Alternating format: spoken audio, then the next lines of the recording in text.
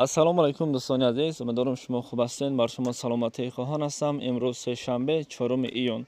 درباره قرب اسعار ملی خارجی معلومات میدهیم. $100 برابر به 1076 سومانی و اینچنین 100 یورو برابر به 1169 سومانی و 86 درم.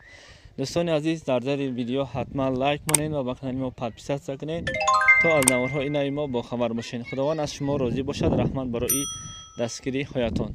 میگذاریم با کورس روبل. کورس روبل دیروز به 119 سومون رسیده بود و امروز باشد 1000 روبل روسی به 121 سومانی و 20 درم رو تشکیل میکند. ناامید نمیشویم، ان شاء الله که روبل بالا میشود.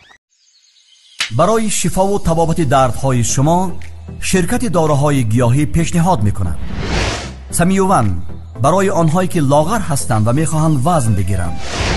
ام پلوس اپیمدیوم گردش خون را خوب نموده برای همخوابگی نیرو میبخشد.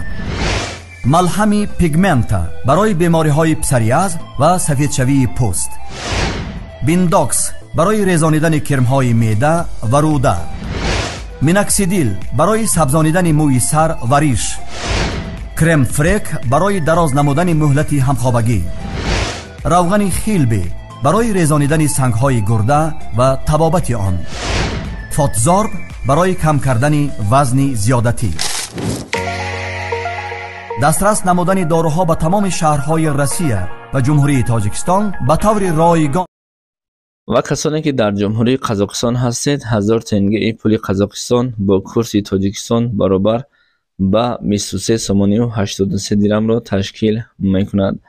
و کسانی که در جمهوری ترکیه کار و فعالیت دارند، 100 لیره ترکی برابر به 37 سومن و 1000 لیره ترکی برابر به 377 سومن و 12 درم را تشکیل میکند. خاطر رسان میکنیم لایک و ابونه شدن را فراموش نکنید. و به کسانی که پول ازبکستان لازم است وجنی باشه، 50,000 سوم ازبکستان با پول تاجیکستان 44 سومانی را تشکیل میکند. و کسانی که در جمهوری خیتای هستید و کار و فعالیت دارید، اگرچه بر شما لازم هم نیست اما ما نوار کردیم، 100 یوان برابر به 151 سومانی هست. خدا نگهبان شما. انتظار خبرهای دیگر باشید.